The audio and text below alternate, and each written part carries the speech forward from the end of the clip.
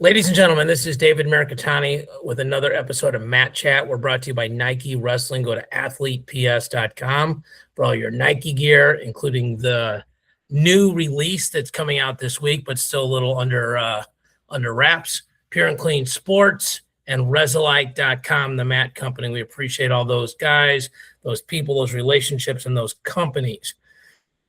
Joined today, I don't want to say special guest because this is going to be an ongoing, recurring thing.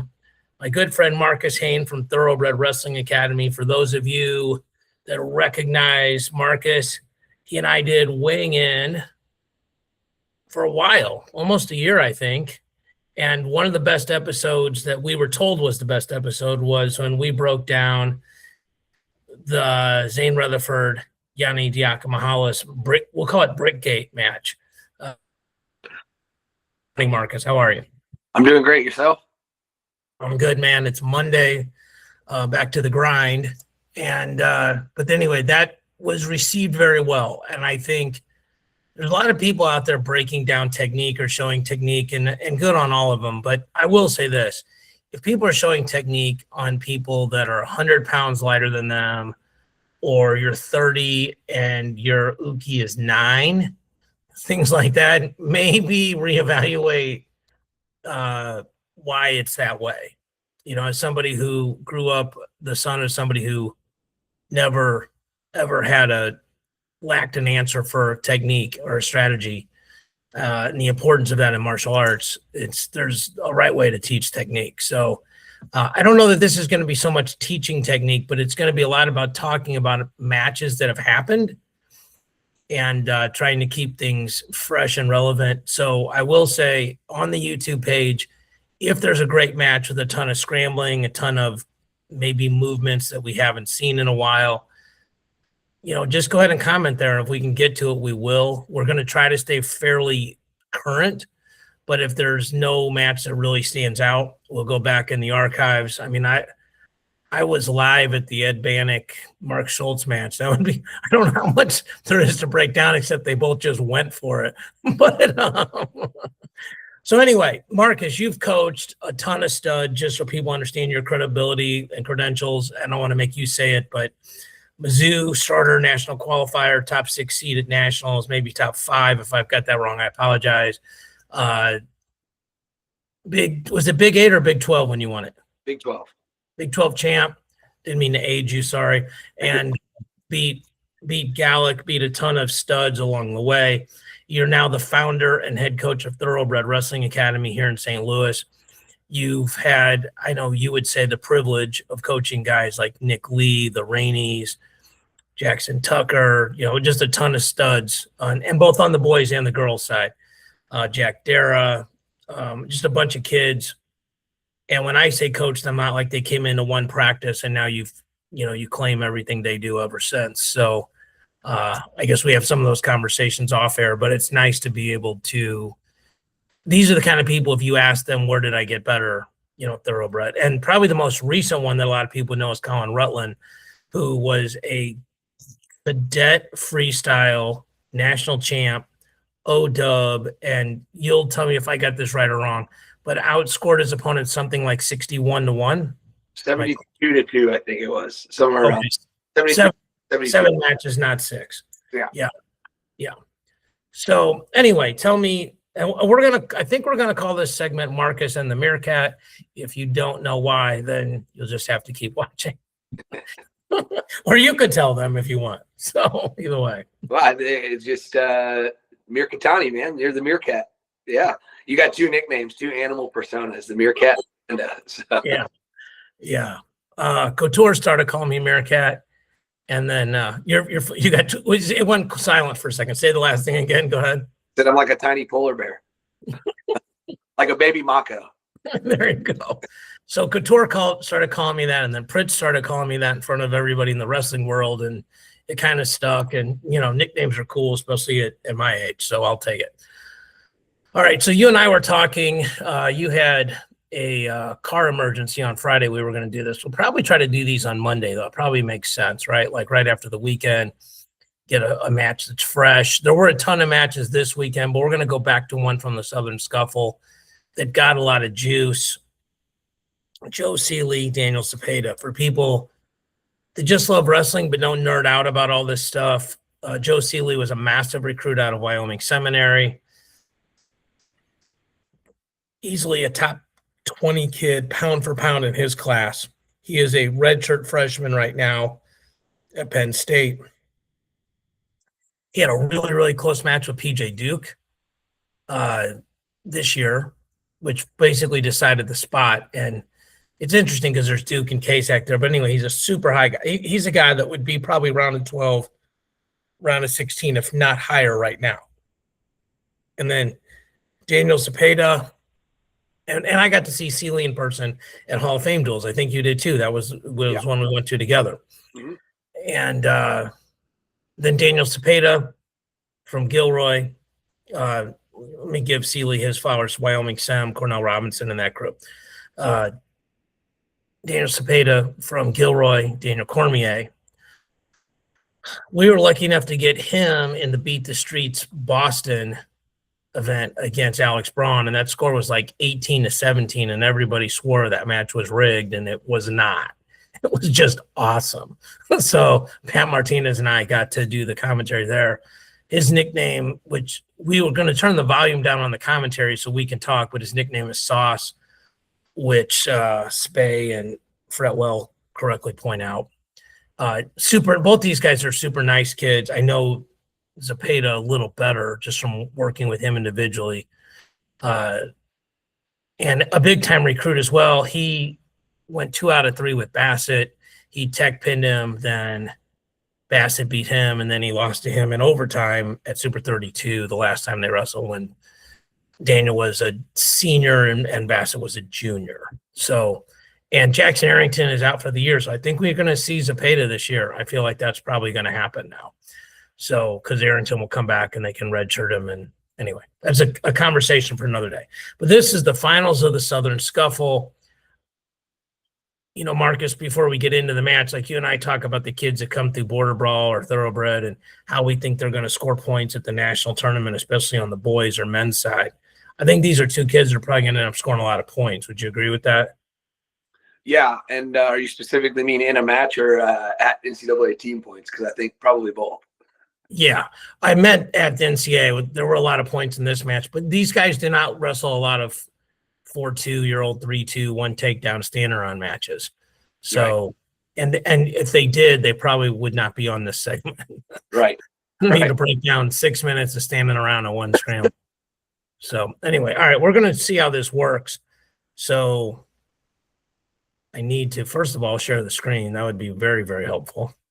And I will say there was just a little brief kind of feeling each other out here. They did throw down and open up, but there was a good 30 to 45 seconds here of, good hard hand fight. Yeah, we'll talk about it. There was some tricky things, and I think this is on Flo's YouTube channel, so it's nice you can rewind this and all these other little tricks. So match starts out. One of the things I noticed right away is Zepeda right there. When he gets into it, he starts digging a hook pretty early. So there's some good outside fakes here. And once you get in the scrambles, but if you're digging, Sealey did something that we taught to beat the hook. You see there, Casey Cunningham. Okay, so here's the hook right there. So let's show this again.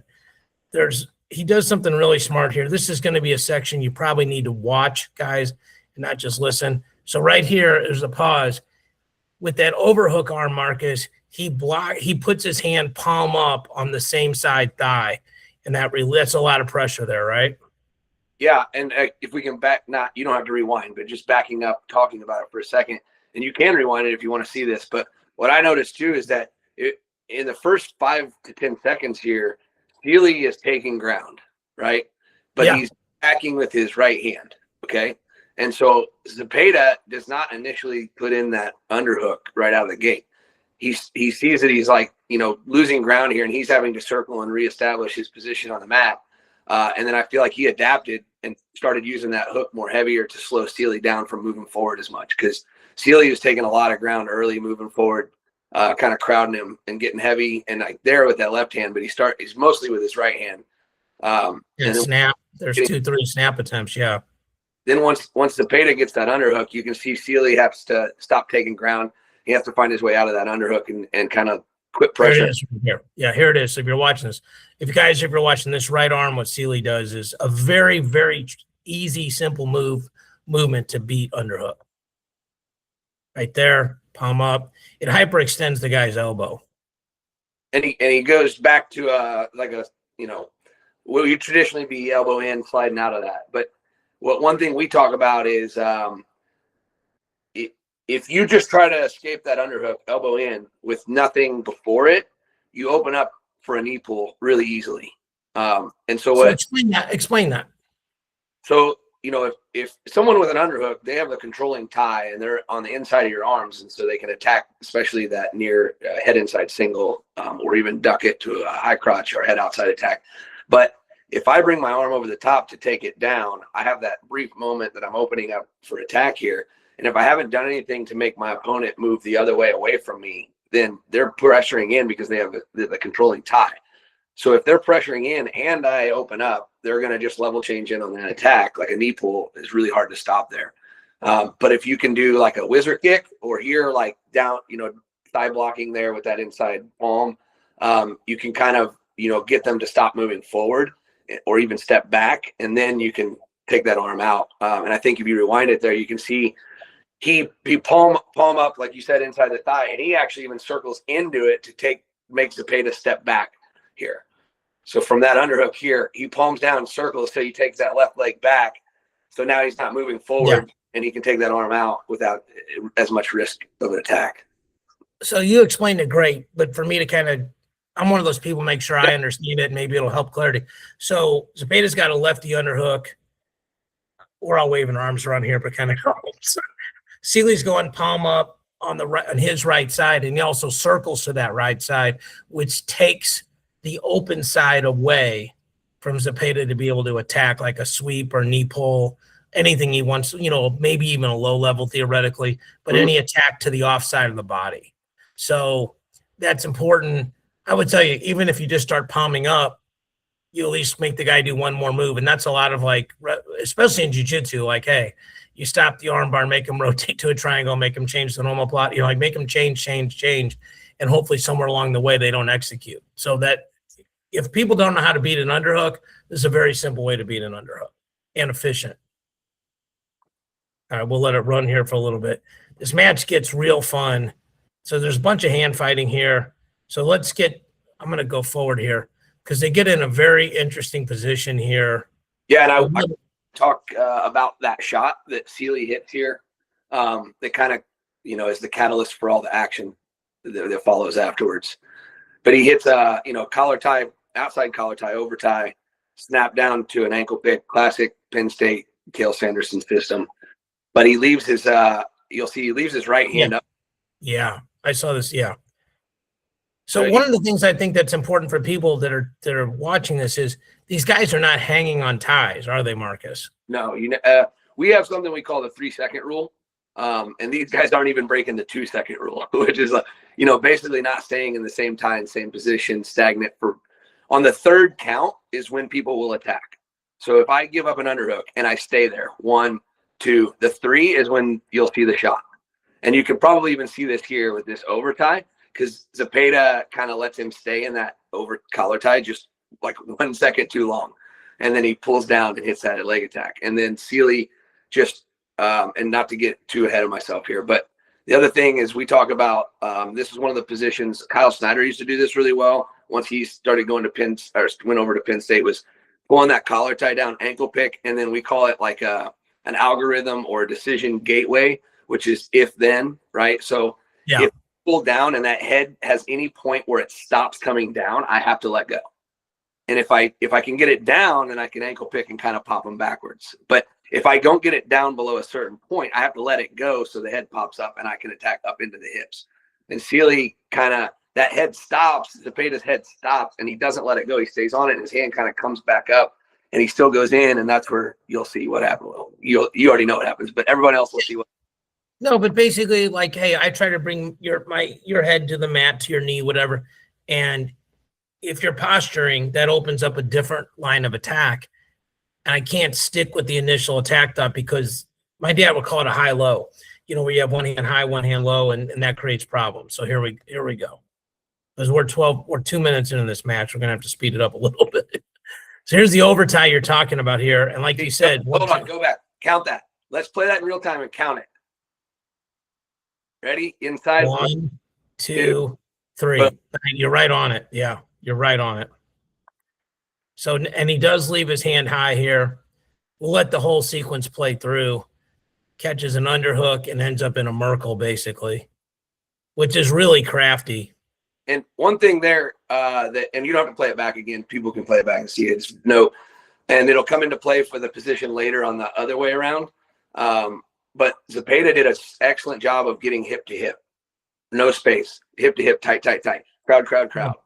Yeah, because Sealey's trying to thread his way out of there. And if you've seen this, he tries to hit Granby. Zepeda does. I think we're so used to watching high-level wrestling, a pretty standard follow. But again, like if you're coaching newer kids, following the hips is really important. Ends up on top. Now, Sealey here was kind of a double that he changed to a single. And I'll tell you what I saw here was Zepeda just doing more baseline sprawling, which feels like it's kind of gone out of style, right, Marcus? Like people just don't sprawl much anymore. Yeah, well, it's pendulum, right? So what happens is, like years ago, I was telling people like we do too much sprawling. You guys are sprawling on everything, and you can't commit to a big sprawl on just a level change fake. Like we need to be doing more like knee sprawl, level change, reattack rather than full sprawl. And recently, people have kind of come around to that. Hey, we don't need to be sprawling as much. This high crotch, I need to level change, shut off the double off, and then defend from there. But then you have people, doing that to where they stop sprawling. So it has to be both and. Yeah. It's also situational, right? Like if you're beating me by 2, full sprawls are a good idea. Yeah. So, I was going to say, never mind. It'll come later. We'll get there.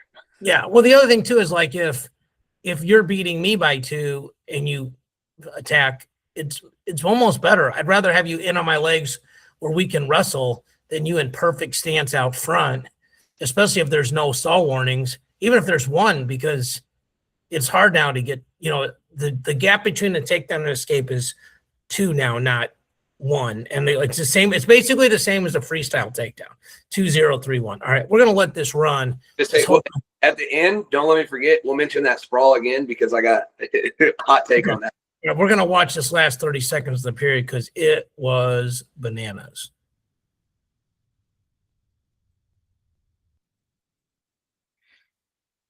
This would have been a very fun one to play by play, Marcus. Oh, yeah. That T position gets to a high single, sprawl out the back door to a Winn-Dixie.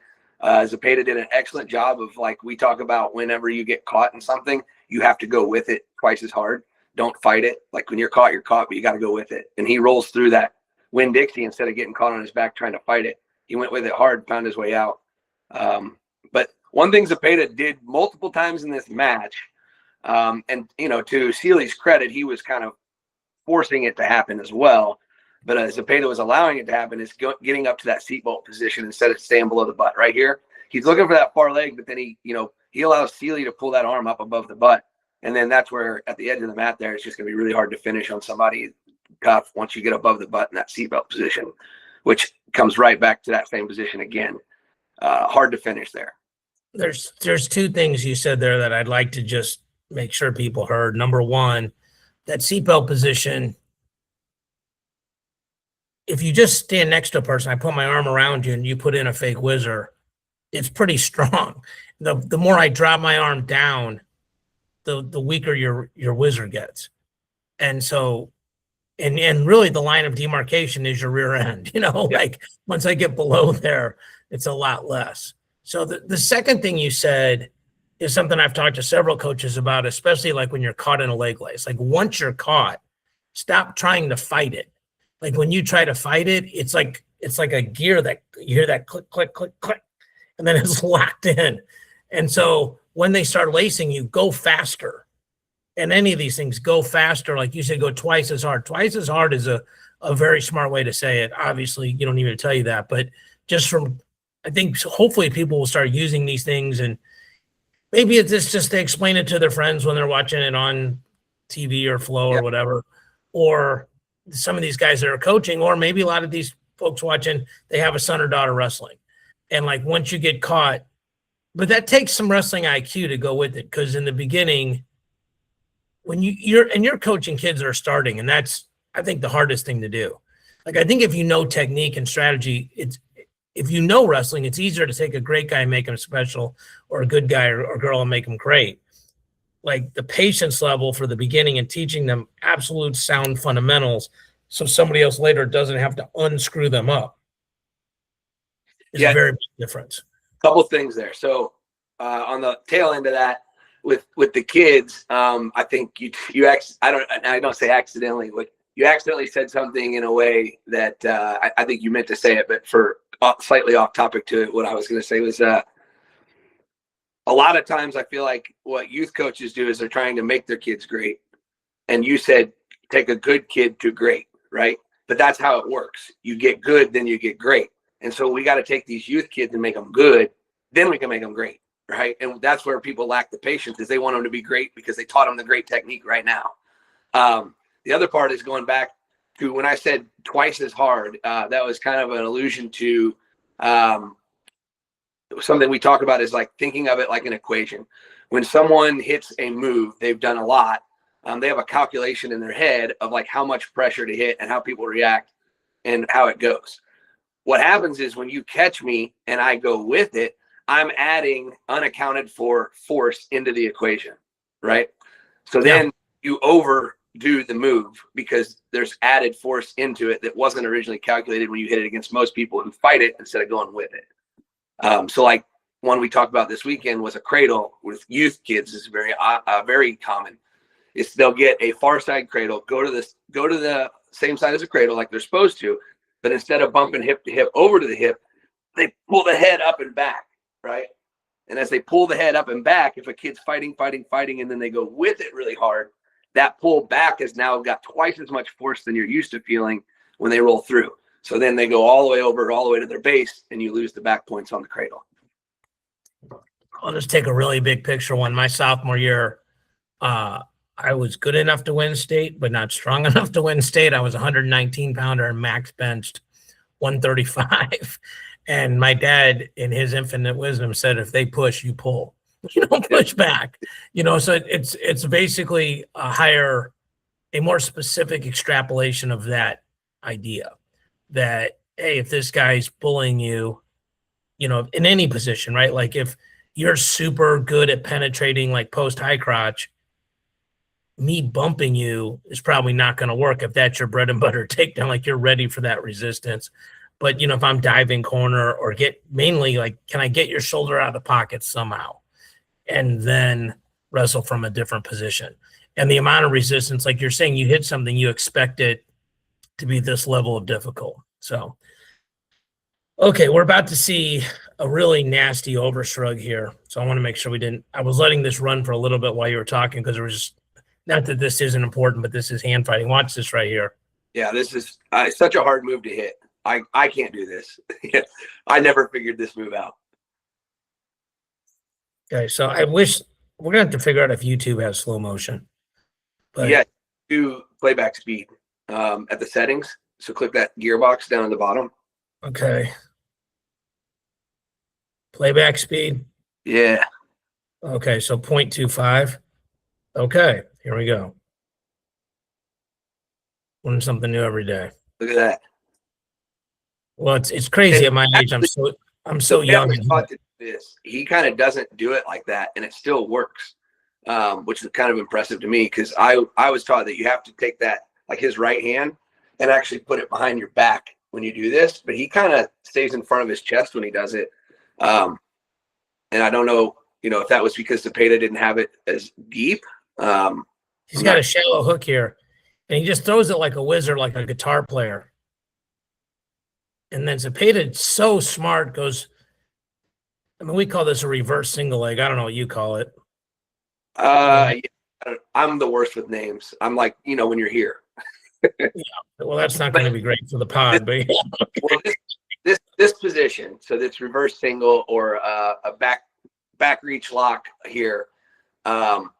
This is, man, Ben Askren taught me how to beat this, and I never see anyone use this, and it's the only way I've ever figured out how to reliably beat it. Okay, and it's so hard to explain, but you have to basically reach all the way around both arms, lock your hands underneath, and then use your blade of your hand here to attack right where the fingers join and pull up to break that lock. And then you're going shoulder, hamstring, T position right there.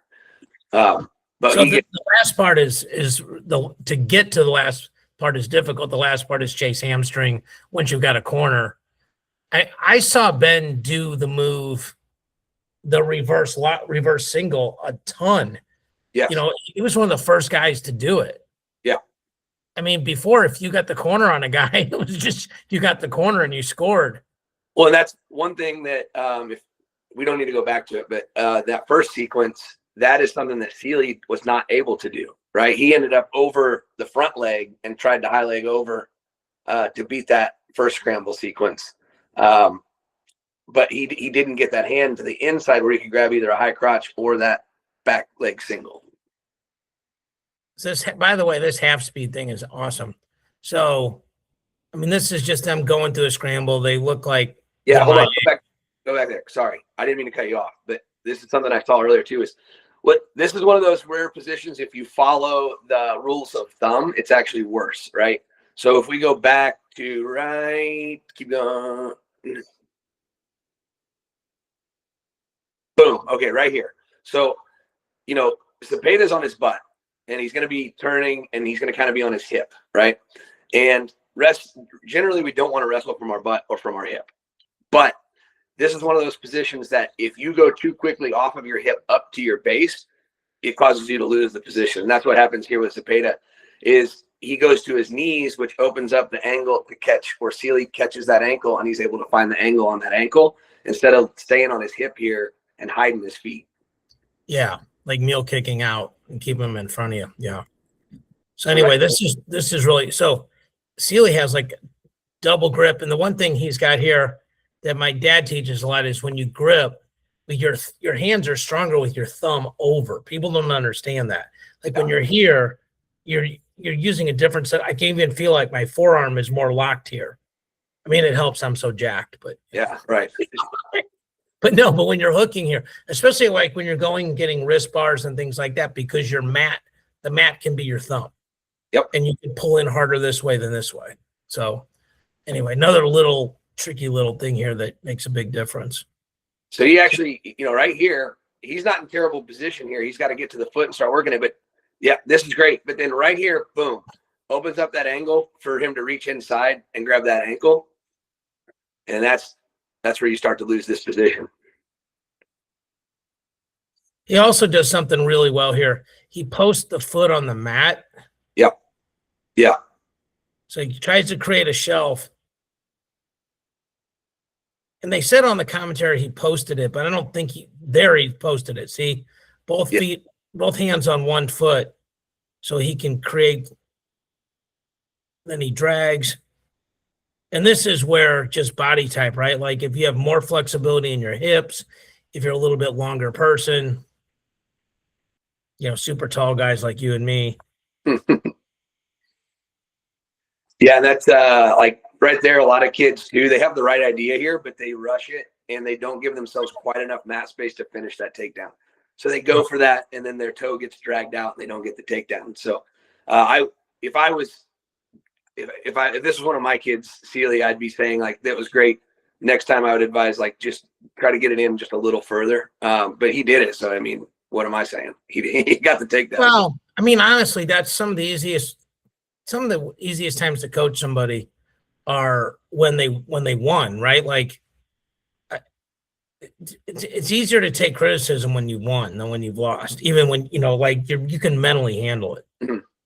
So 5-4, second period, Zepeda. Sealey's going to go down, so he'll get the escape. I mean, basically, this is that match where we each got a takedown and 2 escapes coming up here. I mean, the riding time is going to be basically 0. Yeah. I mean, this was a great match.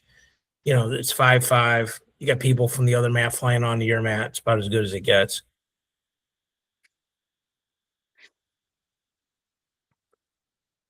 Nice little low shot here, and he changes. Now he's in chest wrap. Like, this was such a nice sequence too, because went from defense to offense. He gets his hips low and gets that shoulder re-sunk in there. This is another one where being on your base is no good, right? Like, you got to get that hip down, which, you know, it's not that easy because Sealey's doing a good job of keeping him up. Yeah, you try to sit to your inside hip and take that away. Yeah.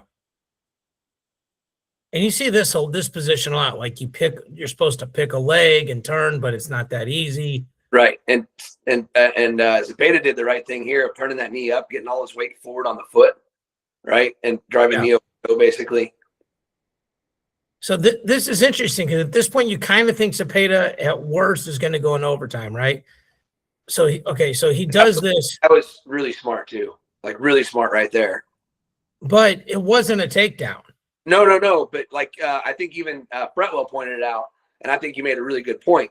It was a really easy, cheap mat return, right? It was like, hey, I thought he was going to get away, but actually he kind of let up here just a minute, and I can actually sneak this and get him right back down again and ride him a little bit longer. This might have been the dirtiest move. Well, oh man, hot take. This is what I was going to say. All right, so hold on. Let me pop. All right, I can explain what I say is that, man, Zepeda did two of the most like cardinal sin things that you can do. He messes with his headgear and he looks over at the clock. So like, that's like, oh no, that's not good. And then this is what I was going to say earlier. So because he was caught off guard slightly, right? Fixes the headgear, looks at the clock, comes back, straight leg. Now, look at I know that's only like 3 seconds, right? But look at him on his feet there versus the rest of the match, right? He's standing still. He's not moving. He's distracted with the headgear. He's looking at the clock. And what does he do? You said earlier he was using sprawls. He goes to a full sprawl, which is actually the thing that opens him up for a super duck. If he'd have just level changed down, he shuts down that super duck probably. But because he was caught off guard, he overreacts with a big, big, long sprawl, which just stretches you out and actually makes a super duck even easier to do. He's also tired. I mean, that's like, For sure. That's a big part of it. Like, you're not really looking at the clock and fixing your headgear if you feel great.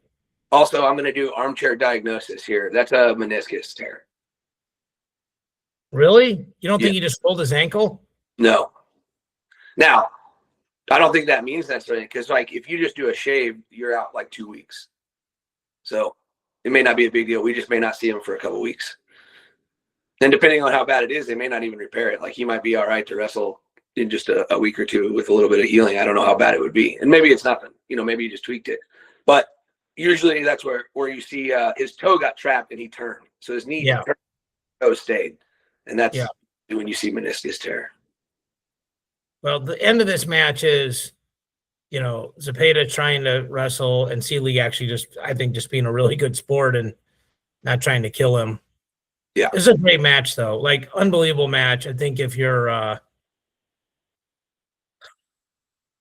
we can shut this off or pause it.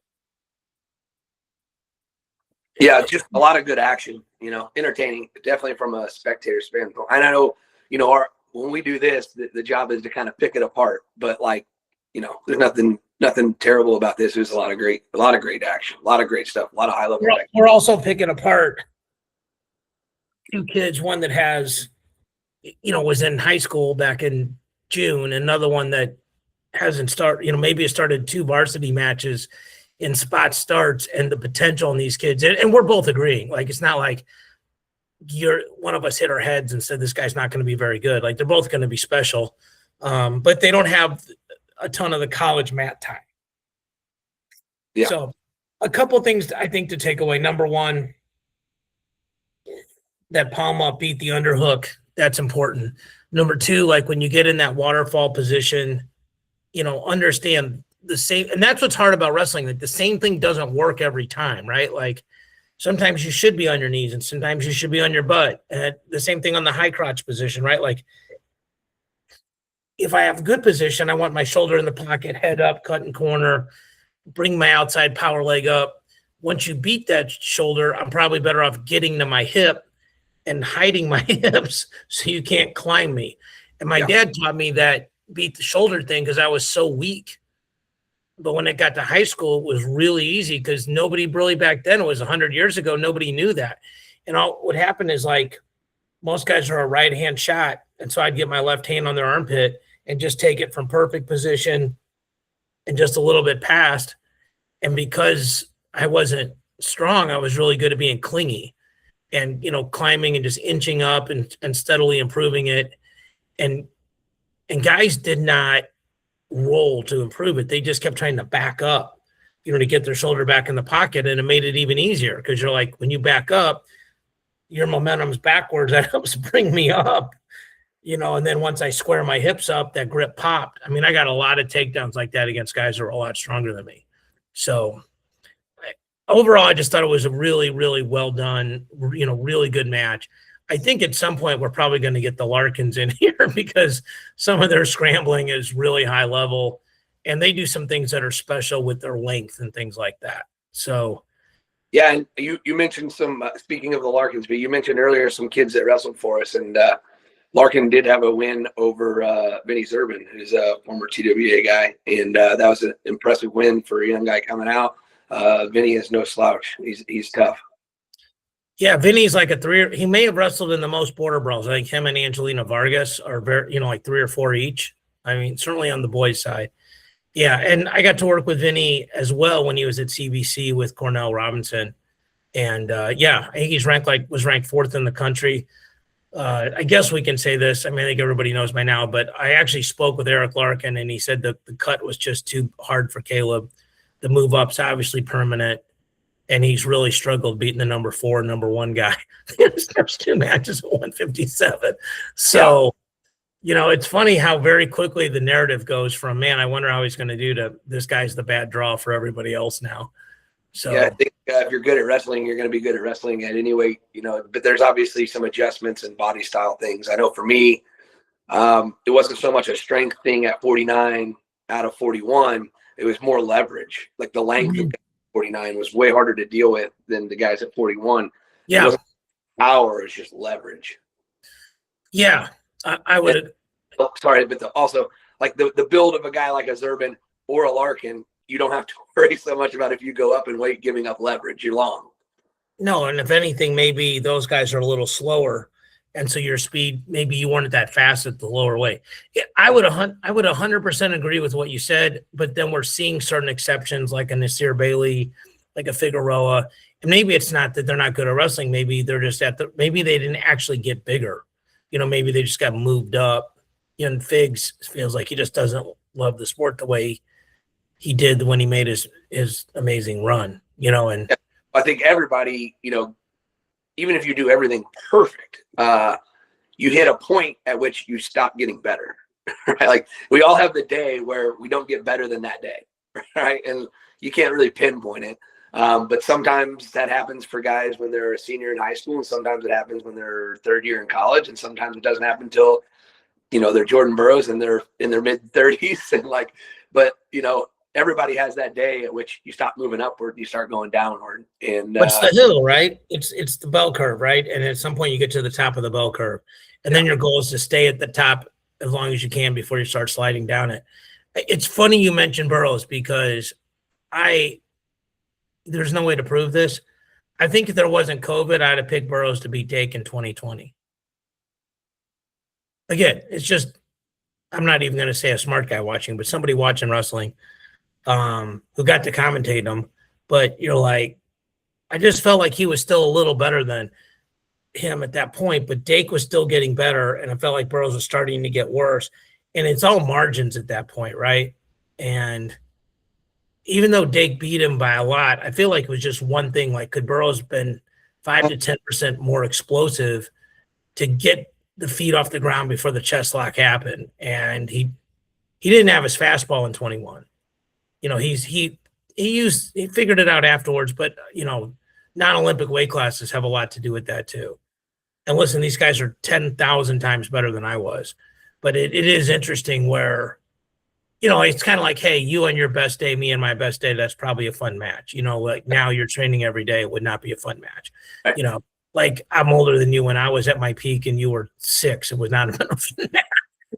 So it's not fair. So, but just in general, to go back to this, these are the kind of things I think deep down, I think I'm a nerd of the sport.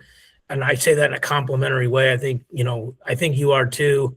Like, I'll talk to guys like Randy about MMA and nerd stuff, and some of these D1 coaches, like, walking me through that scramble. I was talking to you. I was talking to Brian Medlin about why split grip has gotten really popular.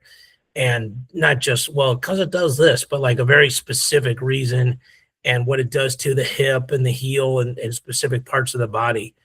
And as good as it is, why sometimes you got to go lock your hands first because the guy's sprawling if you don't shoot a certain way and all these kind of things. So I think we'll get more into that. That's what you're touching on is that. So what we talked about earlier, that's a really actually concrete, great example of what I was referring to earlier about making them good, then making them great, right? Is like my youth kids, we don't need to talk about split grip. Get your freaking hands locked on the leg. Get your hands locked on the leg. Once you can reliably get setups and lock them, then we can talk about split grip and finish it in a more efficient way. I didn't mean to tee up like that, but yeah, you're right. Like with those youth kids, like, are you level changing correctly? Are you back knee dropping as opposed to stepping your back foot backwards? Are you penetrating? Is your head up? Are your eyeballs not looking at the mat? All these different kind of things. And so, yeah, 100%. Like, basically walk before you run, I think is, a fair way to say it. Yeah. So, last thing I'll throw in too is just I find it very interesting when I learn things, like obviously you're learning things all the time, but I mean, things that make you basically redo how you're doing things. And it's not very often that I come across something that goes, well, we're changing that now. Like starting today, that's different. Like I didn't know this information, but once it pointed out to me, it's like, oh yeah, that makes so much sense. And we're never going back the other way, which was, I saw a video of Valentin Kalika. Someone asked him, like when you're starting out, like beginner wrestlers, what would you work on? And he was saying, basically, don't work on, penetration and knee over toe and that kind of stuff. Right. And where he was going with it was, he was saying, start with drags and ducks. And he was saying, if a kid is doing a duck under, they're level changing. Right. And it's not very hard to teach a kid that knows a duck to just grab the legs when he hits the duck. Right. That's the shot. And he said, what we do is we try to teach the footwork to the shot, but they don't know how to level change. They don't know how to get in on a shot in a real high level way. But if we can teach them to duck, that is the foundation of a level change, which is more important than just knee over toe penetration. I'll say this last, 100% agree. I'll say this last story. My freshman year, I didn't play at state, and I told my dad I was committed to getting better. Didn't take one day off for 52 weeks. But in that process was a lot of summer wrestling, and my dad's got a very high-level judo background. I made the cadet finals in Greco that summer. I lost in the finals, but we started doing Greco and judo gis, or jiu-jitsu gis, whatever you want to call them, the jackets, I mean, for people that don't know. And so you learn like hip toss, you learn all the movement, you learn all the footwork, basically, is what you're saying, but in a very, to me, a very life applicable thing. And then it was like, okay, instead of lapel, underhook, instead of sleeve, wrist, and or overhook. And so, but the thing was, you weren't thinking about your feet because your feet were already unconsciously competent. Well, to me, I'm kind of grinning because it fits 100% in with like how I operate, like my system and approach for how wrestling works. And like what I tell kids is the reason we do freestyle and Greco for the bulk of them, right? Some of them are going to be good at it and they'll have a chance to make world teams and stuff like that. That's not most of them, right? Sure. Most of them, I want them doing freestyle and Greco because freestyle and Greco are more technical than folk style, right? And so what you did was take a more technical style and find a way to make it more technical, right? Which is adding a gi. Requires way more technique than no gi, right? No, I believe gi jiu-jitsu is more technical than non-gi jiu-jitsu because there's more things to grab a hold of and more ways to make you pay for mistakes, right? And same thing, if I can grab your shirt and throw you, that's a lot easier than if you're sweaty in a singlet, like to find a throw. So you have to be way more technical in your positioning to avoid getting thrown when you're wearing a gi. No gi, now we go to like I'm not going to be paid for, I'm not going to have to pay as much of a price for any mistakes I make, but I've already trained myself to be more technical because I had to pay the price in the gi. Yeah, it taught me a lot. Basically, he did some Mr. Miyagi paint the fence stuff on me, where like my feet were so, my brother and I were very close in size, and so I always had an uke, and that, so it's like, pivot step, pivot step, pivot step. Okay, step corner, like high dive, like step in, and like with high dive, like you could just grab the over collar, like you didn't even have to worry about getting to the body. And then once you had those once you had your footwork right, and you have an uke and we had a crash pad. We were at Merrimack and able to work out there. And then it's very simple to just switch your hands. And like, I'll say this and give you the last word. Like, I'm working with guys actively in jiu-jitsu and wrestling, not as many as you are, and my guys are older, like adults. And most of the time I tell them, because they can self-correct. Like a 35-year-old with a graduate degree from Washington University can self-correct a lot better than an 8-year-old, who just wants to go get ice cream afterwards. And I tell them, I'm like, if it's not working, start at the bottom. Like, are your feet right? Are your toes pointing the right way? Are you driving the right way? Then where are your hips? Then where's your core? And then where's your head and your hands? But people generally think about their hands first. And, like you could have a lock and I can only have an over under. And we both know if your lock's around my shoulders and mine's around your waist and core, and they say go, I'm winning because I have a better position. The lock means nothing. It's the bottom half. And so I think that's a tip out there for a coach too. Like if you're watching these kids, especially these kids, when you get to high school and they want to be good, like teach them that, tell them that. Like they don't even have to know exactly what they're doing, like what went wrong. They don't need to know what's right. They just need to know what went wrong. Like when I get brought into other teams' practices, that's the number one thing I say to them. Like, listen, you have 3 coaches and there's 70 guys here. So or 70 kids here. Like you need to be the second coach for you. This is where I want to get better. This is what I don't know what I'm doing wrong, but I'm not winning this position. I'm not, whatever. And then the coach can start with, okay, here's how to fix this. You can have the last word, brother.